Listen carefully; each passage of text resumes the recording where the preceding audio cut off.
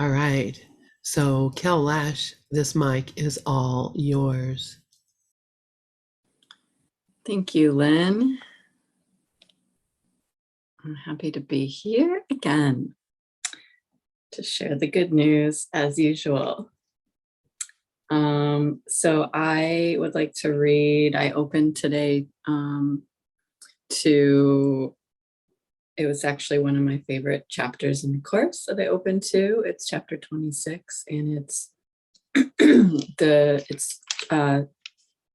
chapter 26, the transition, and it's section 5, the little hindrance. So one of my favorite paragraphs is the section just before that, which I believe I read another week. But it has one of my favorite paragraphs, so I want to read that first because it's right before this section. So this is from section 4 of chapter 26, where sin has left.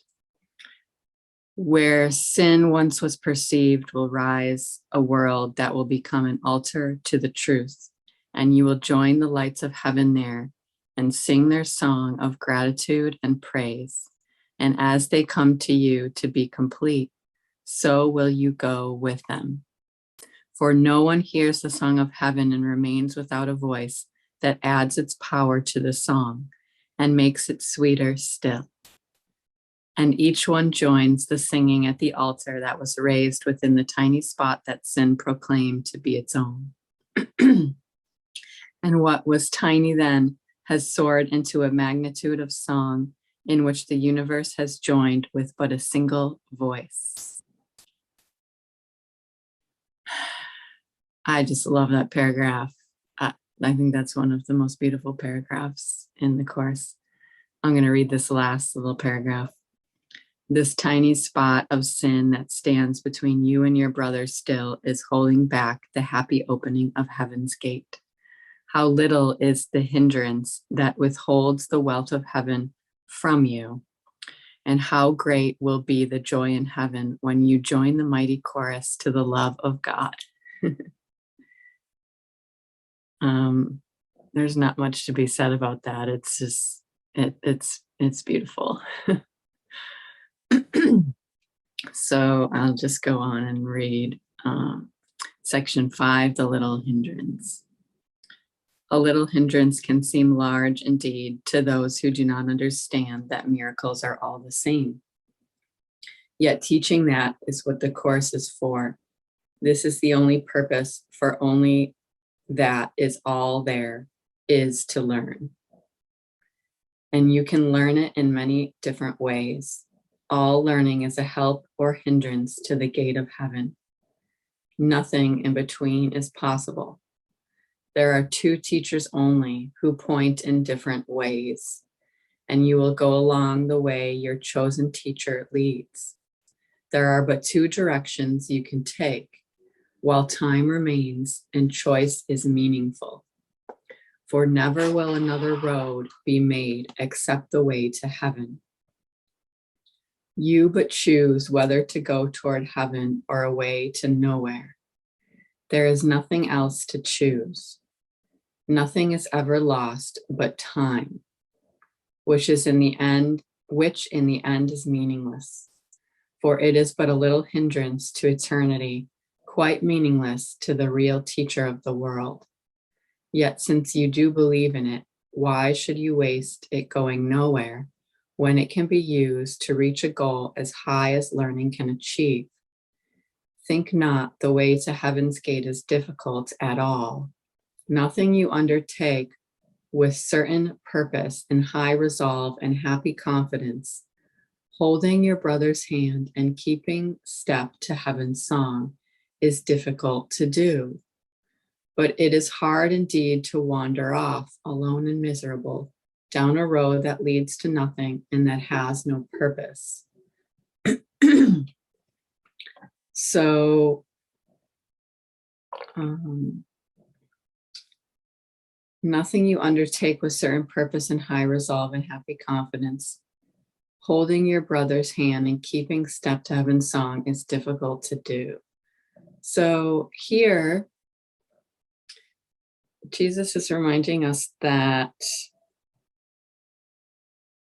knowing we're in heaven, living a life of love, and gratitude and joy is not actually difficult, but it is indeed difficult to live the life of fear and walk down the path with the ego in charge. And what we often experience is that it's actually difficult. We actually experience the opposite.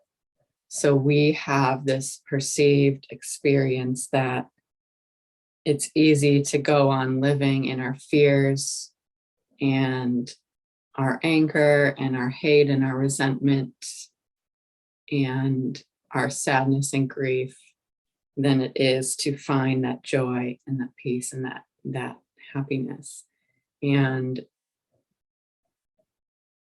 we just become so used to the fear. We become so used to the way that we operate when we listen and believe in what the ego tells us. And so we believe that it's easier to live in that place.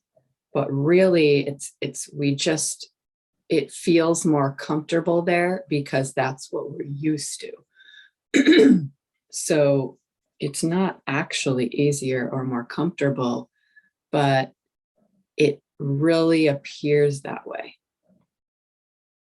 So I think that this is an important thing for us to remember when we are operating in our ego, because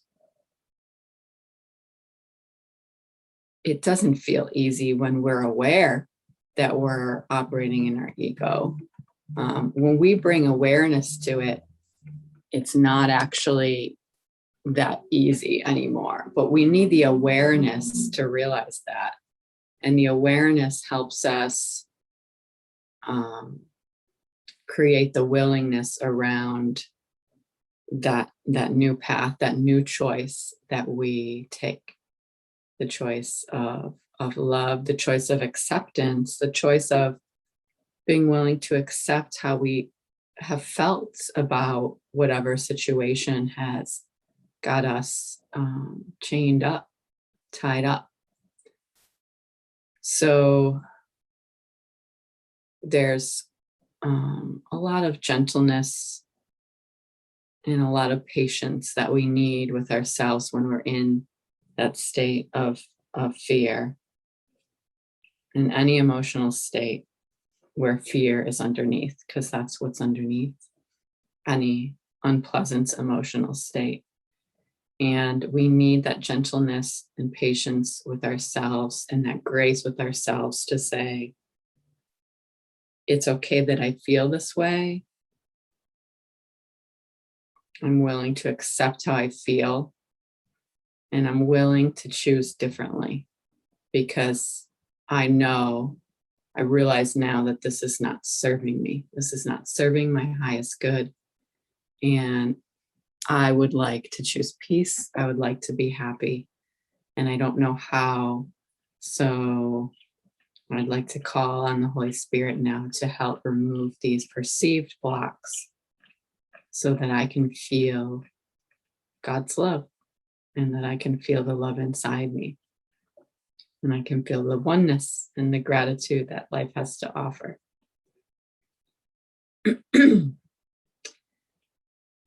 Okay, I'm going to keep going there.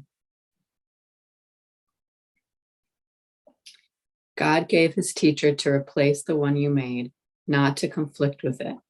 And what he would replace has been replaced. Time lasted but an instant in your mind, with no effect upon eternity. And so it is all time past and everything exactly as it was before the way to nothingness was made. The tiny tick of time in which the first mistake was made, and all of them within that one mistake, held also the correction for that one, and all of them that came within the first. And in that tiny instant, time was gone, for that was all it ever was. What God gave answer to is answered and is gone. Oops. There we go. Something happened to my computer. All right. Let me read that last part again because I was distracted by that. The tiny tick of time in which the first mistake was made, and all of them within that one mistake, held also the correction for that one, and all of them that came within the first, and in that tiny instant, time was gone, for that was all it ever was.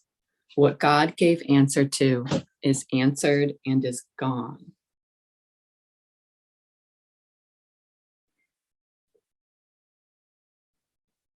So, the tiny tick of time in which the first mistake was made, and all of them within that one mistake held also the correction for that one. So in other words, the correction to the mistake, the error that we make,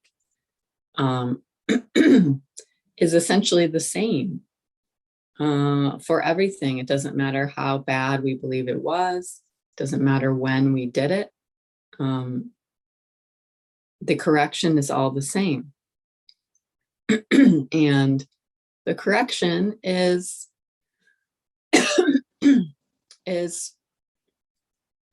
about forgiveness. That's the atonement. The correction is knowing that we are innocent, that we are love, that we are God's love, that we can take responsibility for what that mistake was and be willing to release, let go of the guilt that we have about it. So if I feel guilty, I might even feel guilty for the fact that I feel sad, for example. So if I spent a lot of time feeling depressed or something, for example, I might feel guilty. There's guilt there because I might feel guilty that I burdened all these people in my life, that I missed out on life, that I just been laying around not doing anything.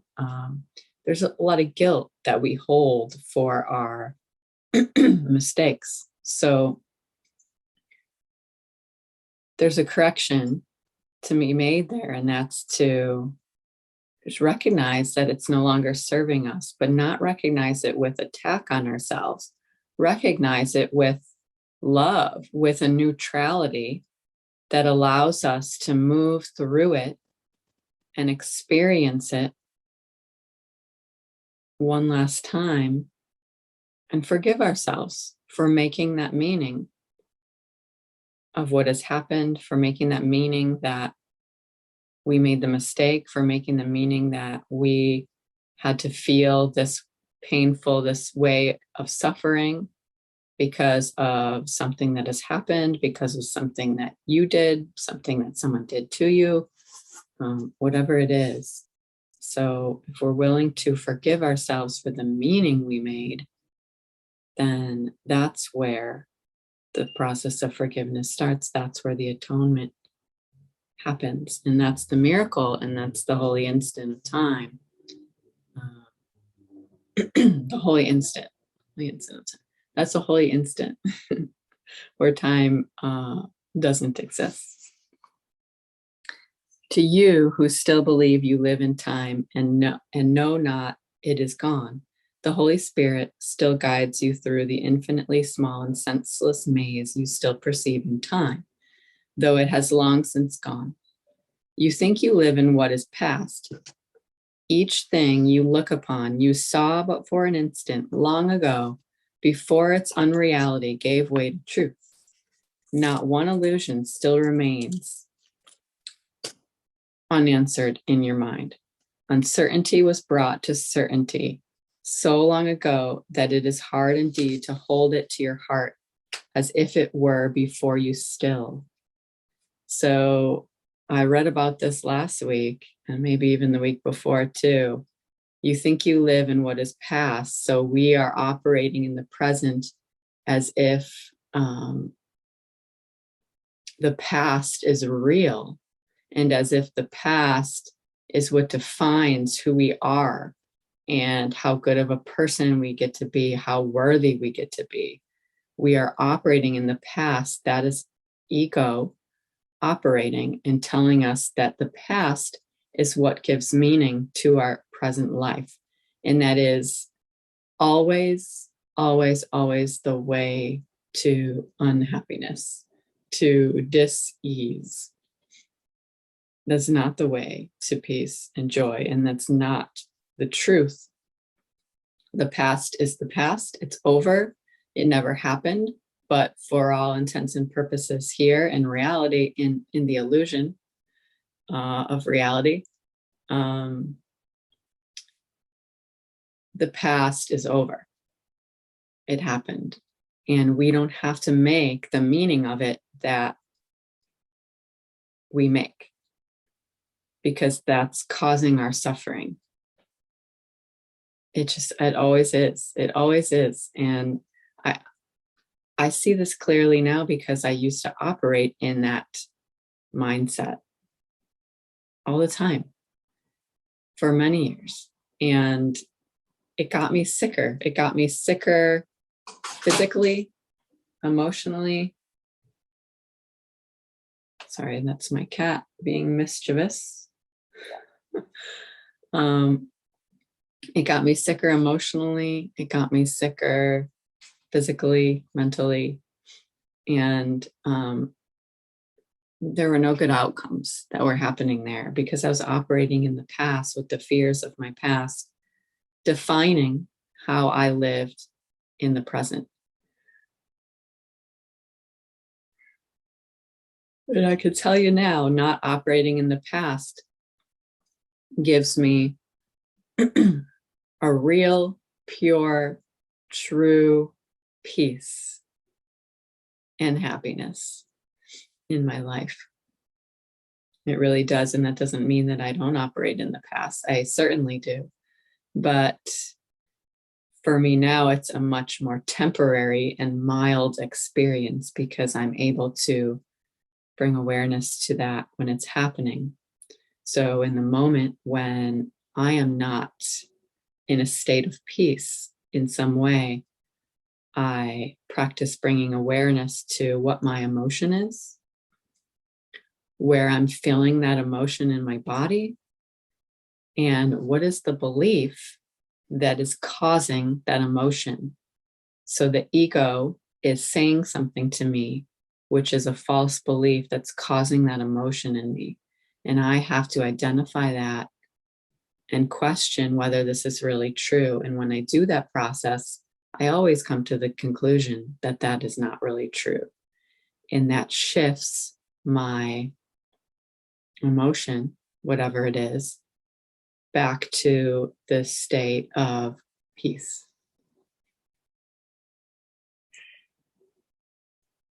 And the more you do that process, the simpler it is. It's quite simple. So, yeah, and to be willing to accept the emotion for what it is too. We're not trying to bypass the emotion. We have to feel it. We're not trying to not feel it anymore. The ultimate goal is to not feel it, but we cannot push it down and push it aside. We have to feel it and go through it in order to get some answers about what's going on there. What are the beliefs? What are the stories? What is the experience that has caused that emotion? We have to give that part a voice in order to then let it go. We always have to do that. Okay.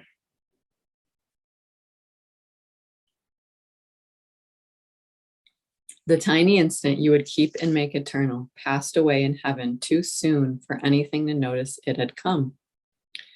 What disappeared too quickly to affect the simple knowledge of the Son of God can hardly still be there for you to choose to be your teacher. Only in the past, an ancient past, too short to make a world in answer to creation, did this world appear to rise. So very long ago, for such a tiny interval of time, that not one note in heaven's song was missed. Yet in each unforgiving act or thought, in every judgment and in all belief in sin, is that one instant still called back, as if it could be made again in time. You keep an ancient memory before your eyes, and he who lives in memories alone is unaware of where he is. Yeah, so this again is what we're talking about here with the past. I love the first part, the tiny instant you would keep and make eternal, passed away in heaven, too soon for anything to notice it had come. And this last part here, and he who lives in memories alone is unaware of where he is. Because if we are living in past memories, we are unaware of the present moment. And the present moment is where the peace is.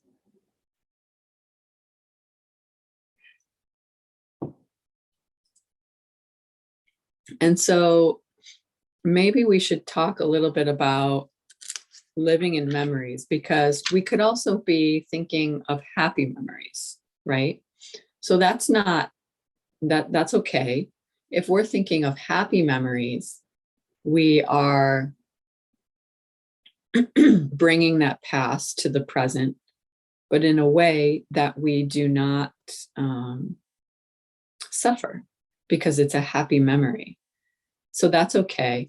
The only thing I think to be careful of there is if we're living in past happy memories, that we recognize, are we living in if we're having a past happy memory, are we doing that because we're trying to avoid some sort of discomfort in the present? Like, how did we get there? Was it because we were feeling grief or feeling sadness about something or someone, maybe, and it was too uncomfortable, and so we wanted to bypass it or avoid it, so we went into the happy memories of the past. So that is an ego process there. So happy memories are okay, but if we're using them to avoid how we feel in the present, then that's something to look at, because then we can go through the same process as I was just talking about before, as if we were in unhappy memories of the past. Oh boy. Oliver. Okay, good. He didn't hang up. Sorry about that. Cats, the cat life. So yeah, memories of the past. So an example is these cats I live with. I have two wonderful, loving cats, and I had a roommate move in who had a cat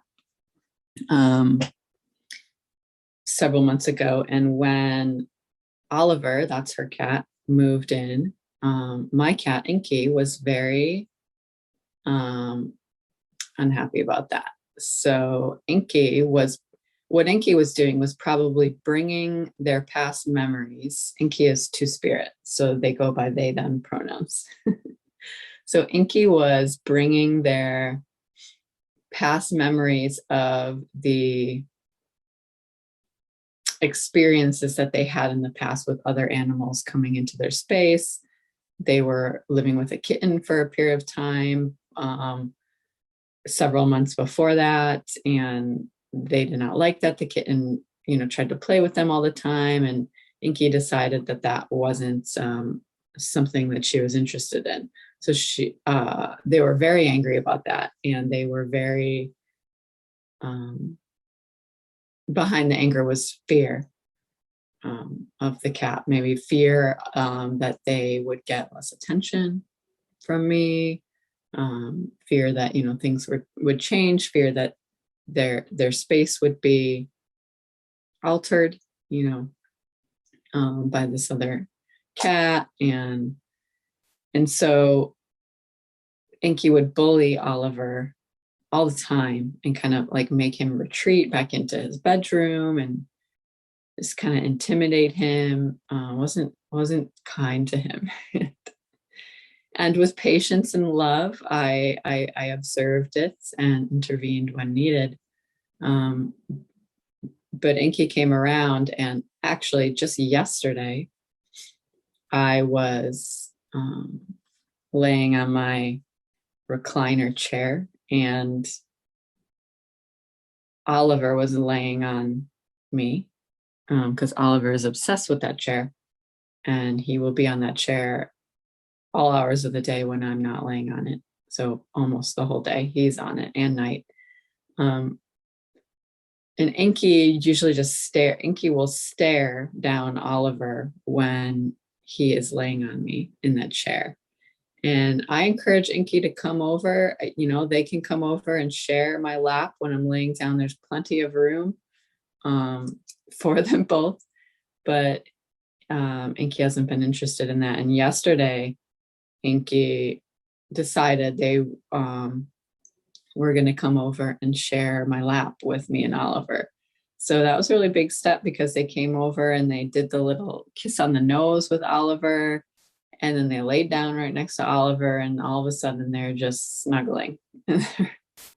Two happy little kitties, two peas in the pod. And so this process took a while for Inky, but they came around. And sometimes, for whatever reason, the love is too much for Inky. So they have to take a little break and fight the love a little bit. And they don't do that nearly as much as they used to in general. They're very brave now and not scared of people when they come over, and just a totally, totally different cat. And this is proof of it with Inky and Oliver. So just want to share that because when we are in our past memories, we can behave any sort of way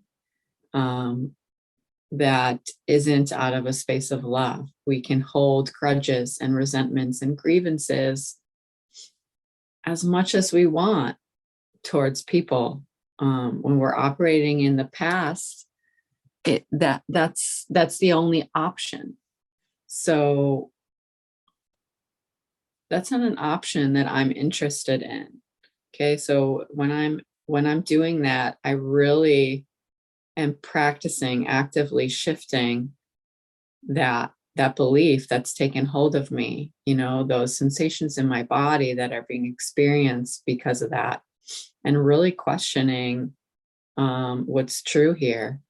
And the past is over, so I'm not interested in letting it affect me like that anymore, as much as possible. So I'm actively working at that process, and I encourage anyone to do that. And if you would like any help with that, I'm happy to help you. I'm a life coach and spiritual coach and mental health counselor, and this is what I do with my clients, and it works. I've seen it work. It works. So let's keep reading here.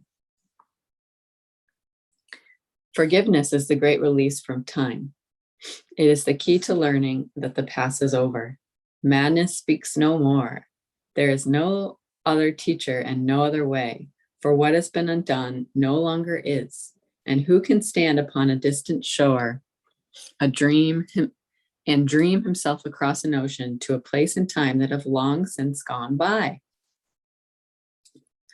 How real a hindrance can this dream be to where he really is? For this is fact and does not change whatever dreams he has. Yet can he still imagine he is elsewhere and in another time? In the extreme, he can delude himself that this is true and pass from mere imagining into belief and into madness, quite convinced that where he would prefer to be, he is. So again, this is a beautiful way of describing this some more. This hindrance we have, that we go back into this, it's almost like a fantasy world but it's not so much a fantasy because fantasies are fun. This is a really diluted fantasy where we go back into the past and we decide to walk around in the past and let it take over our entire life in the present. So this is like a serious thing. Let us have madness speak no more, though. Forgiveness is the great release from time. I love that, because that's what it is, that the process of forgiveness is releasing ourselves from time having any meaning over our lives right now. The past does not have meaning in our presence. It's a really hard thing to understand and to accept. Yeah. Okay. Is this a hindrance to the place whereon he stands? Is any echo from the past that he may hear a fact in what is there to hear where he is now? And how much can his own illusions about time and place affect the change in where he really is? The unforgiven is a voice that calls from out a past forevermore gone by. And everything that points to it as real is but a wish that what is gone could be made real again and seen as here and now, in place of what is really now and here. Yeah. Is this a hindrance to the truth? The past is gone and can be returned to you? And do you want that fearful instant kept when heaven seemed to disappear and God was feared and made a symbol of your hate? So again, he's telling us this in another way.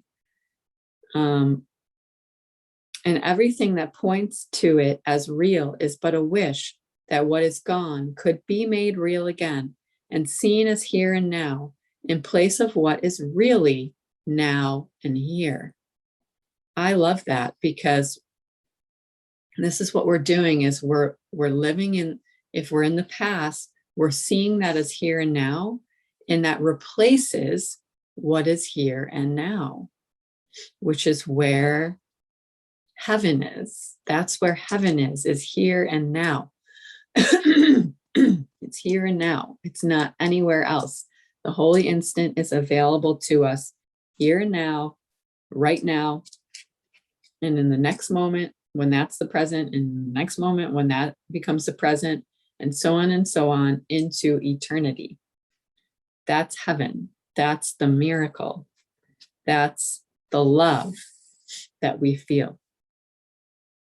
Forget the time of terror that has been so long ago corrected and undone. Can sin withstand the will of God? Can it be up to you to see the past and put it in the present? You cannot go back. And everything that points the way in the direction of the past but sets you on a mission whose accomplishment can only be unreal. Such is the justice your all-loving Father has ensured must come to you. And from your own unfairness to yourself has he protected you. You cannot lose your way because there is no way but his, and nowhere can you go except to him. Yes, so he says you cannot go back. Okay, forget the time of terror that has been so long ago corrected and undone. It's corrected and undone already. So we are safe in the presence. We cannot go back. So why would we want to go back into that? That gives us pain. Why would we really want to go back into that? We think that that's going to help us in some way, help us understand, help us make sense of things, help us get through it, but it doesn't. And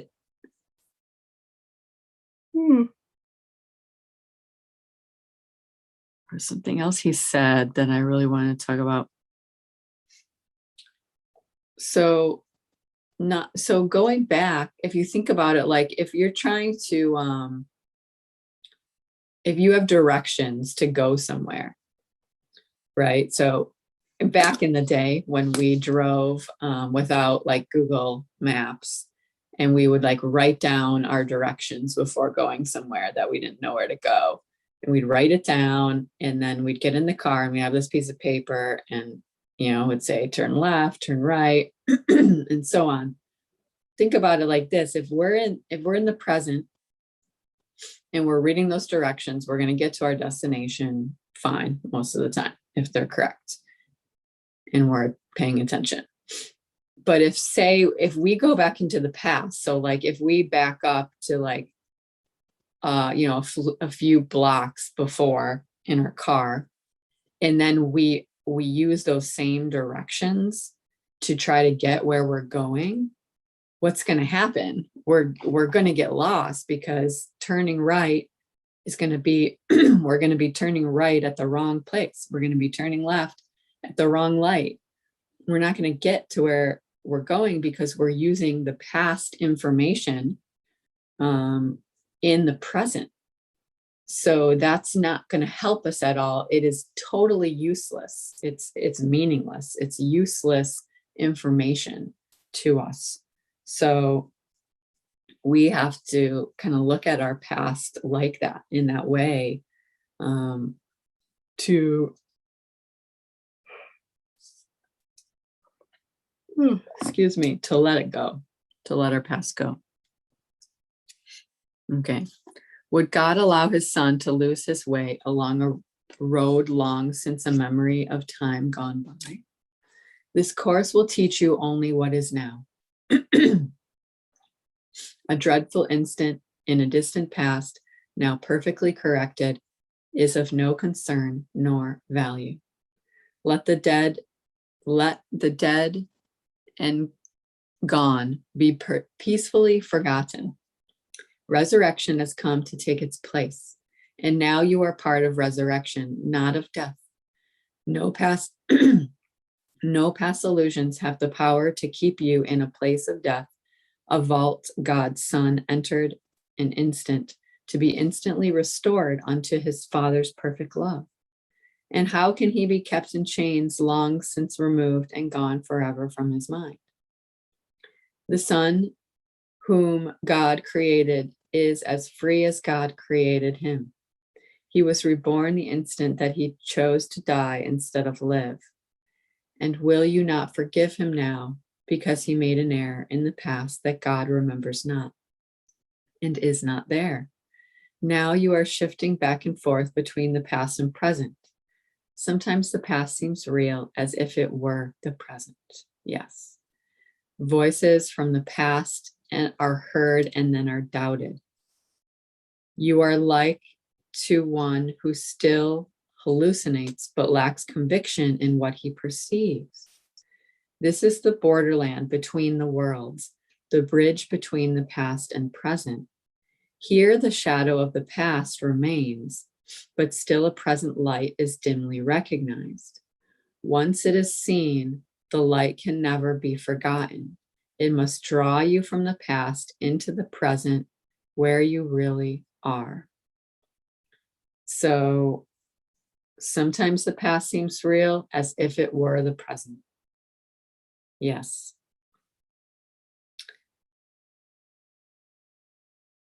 That's the truth. Which means the past is not real. Only the present is where our happiness lies. The shadow voices do not change the laws of time nor of eternity. They come from what is past and gone and hinder not the true existence of the here and now. The real world is the second part of the hallucination. Time and death are real and have existence that can be perceived. This terrible illusion was denied in but the time it took for God to give his answer to illusion for all time and every circumstance. And then it was no more to be experienced as there. Yeah, so the thing about the past is or about how ego works is no matter how many times we believe in what the ego is telling us, no matter how many times we are convinced that that belief is true, it doesn't matter how many times we're convinced, it doesn't eventually make it more real, more true, and eventually true and real. So the shadow voices do not change the laws of time nor of eternity. So our ego voice does not change the truth. It cannot alter the truth. It cannot ever be true. And I think that's a really important thing to say in this way again, is that it's just never going to be true. We're never going to have to suffer from that illusion, those lies, those false beliefs becoming true. They're never going to be true. Never. So that right there gives me a lot of peace. That gives me a lot of peace every day, knowing that none of that is ever true. Even when I'm in the state of believing it is, I can return to knowing it's not true. And some people, like some clients I have when I work with them, they are not yet at the point where they can separate the false beliefs from the truth and actually be willing, actually believe that those are false. Like they still are holding on to those beliefs maybe being true. And so to make that shift, they have to like be willing to believe that maybe this truth maybe is true. And maybe this belief is maybe sometimes true, sometimes not. Maybe it's less true than they think. But really, willingness in this process and self-acceptance allows us to move away from that separation and that convincing that the ego does that those beliefs are actually true or could be true, because they're never ever true. Never ever ever. So there's no exceptions to that. The shadow voices do not change the laws of time nor eternity. There's no exceptions to us being lovable. There's no exception to anyone being worthy. Okay. Everybody is worthy all the time. That is the universal law. That is the eternal truth. That's it. We are all worthy all the time. No matter what happens, no matter what we do, we are worthy. We are innocent. We are lovable. We are good people. We are not sinners. We have been forgiven. The light has come, you guys. So I have been really enjoying my life on this wild ride of the light. Okay, I'm not in the dark ride, or when I am, it's a brief tunnel, and I come back out into the light. And that's the wild ride that I am interested in now, not this roller coaster of getting sucked into the ego and believing that that stuff is true about me and other people in the world, because it's just not. It's just not. And there's no exceptions to that. I love this. The shadow voices do not change the laws of time nor eternity. That's a more coarse way of saying what I say, like a broken record all the time, how there's no exceptions to our worthiness.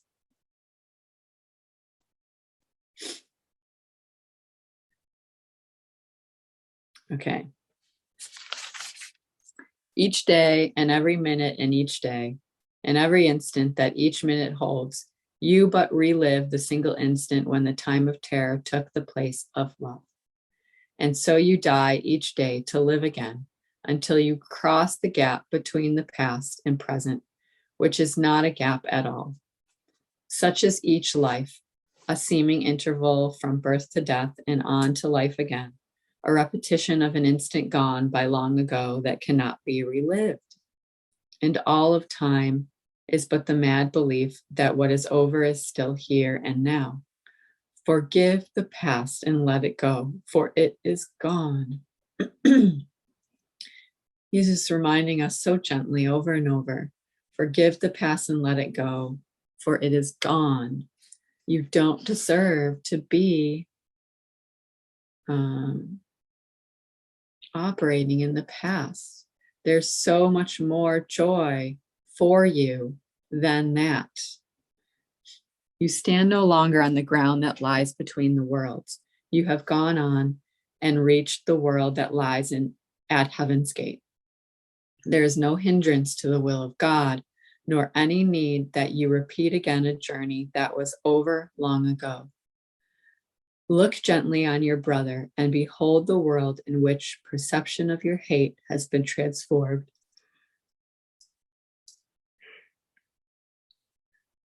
into a world of love.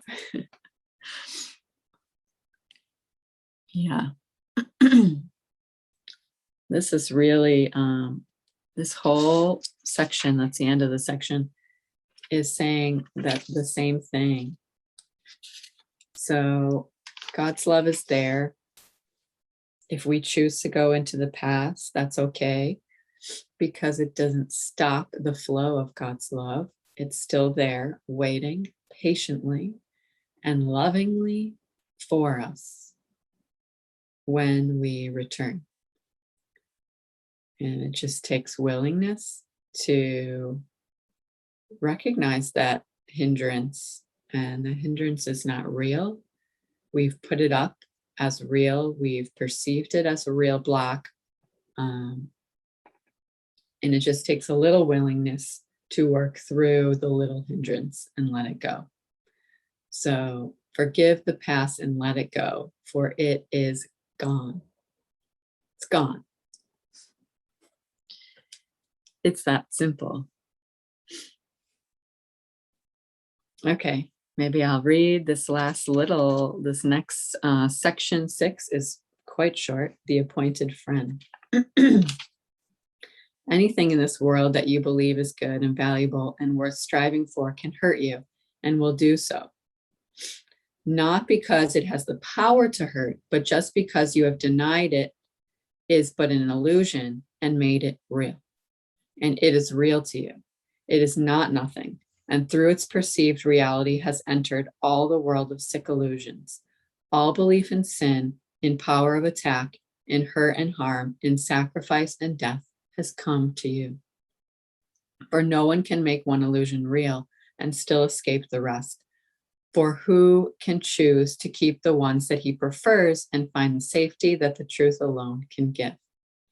Who can believe illusions are the same and still maintain that even one is best? So I read things like this before, how we pick and choose the illusions we prefer. But that's not how this universal truth works. We cannot pick and choose what's true and what's not true, and what has meaning and what has not has meaning, what doesn't have meaning.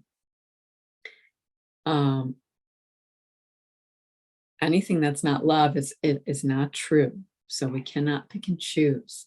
And we can believe, he's saying at the beginning, we can believe that love can hurt us.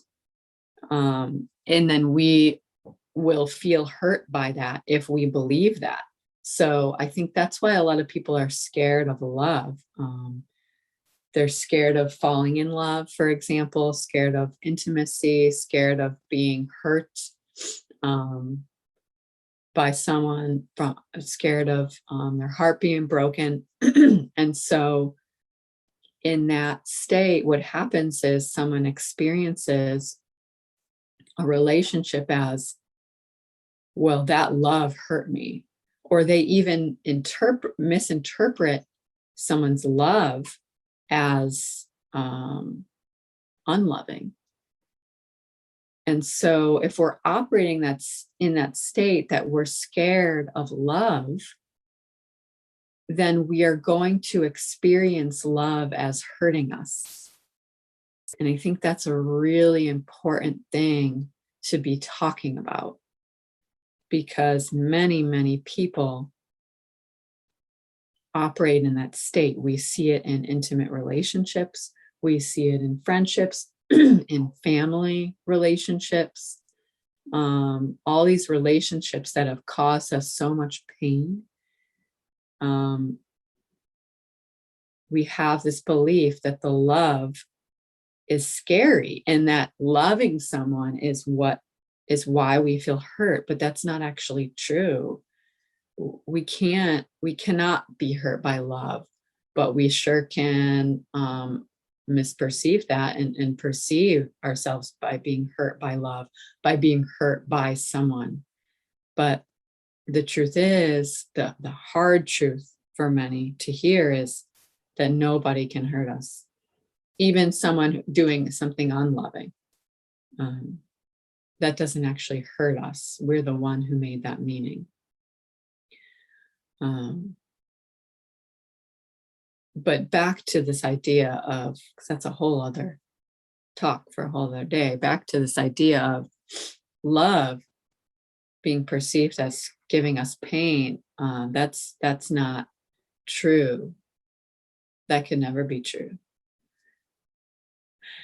So, okay. Lead not your little life in solitude, lead not your little life in solitude with one illusion as your only friend.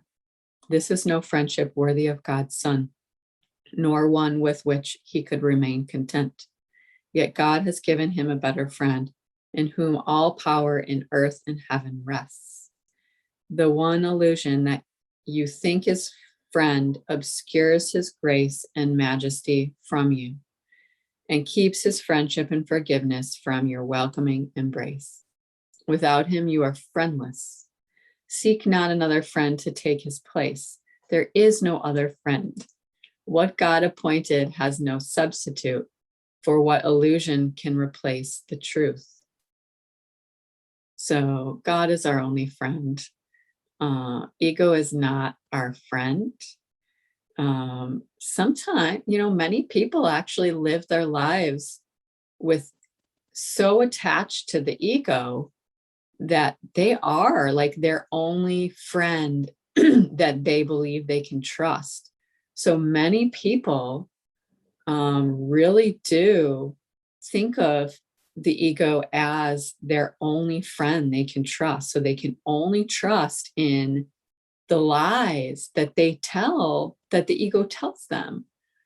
This is really how a lot of people operate, and it doesn't need to be. That's a really painful way to live, because that's when people start blaming the world for their own problems that they could be taking responsibility for.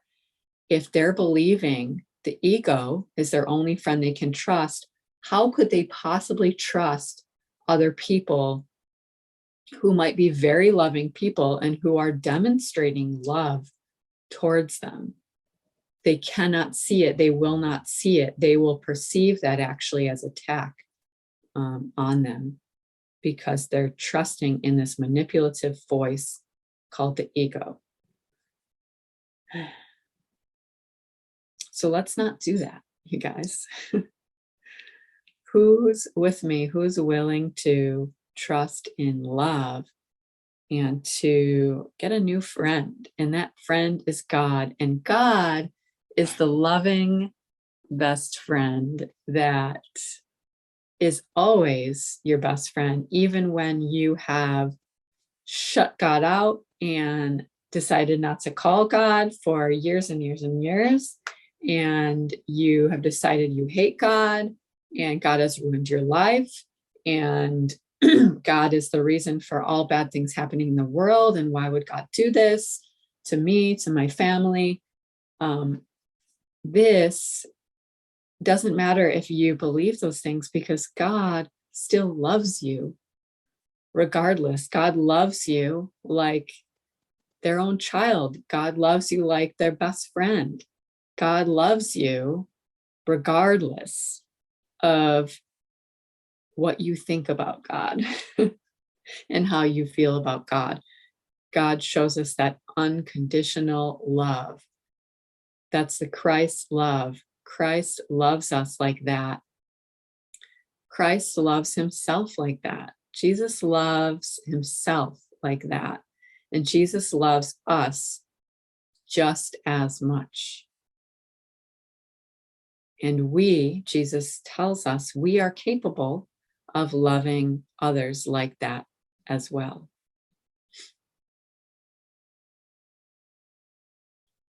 Okay, I'm going to read this last paragraph. Who dwells with shadows is alone indeed, and loneliness is not the will of God.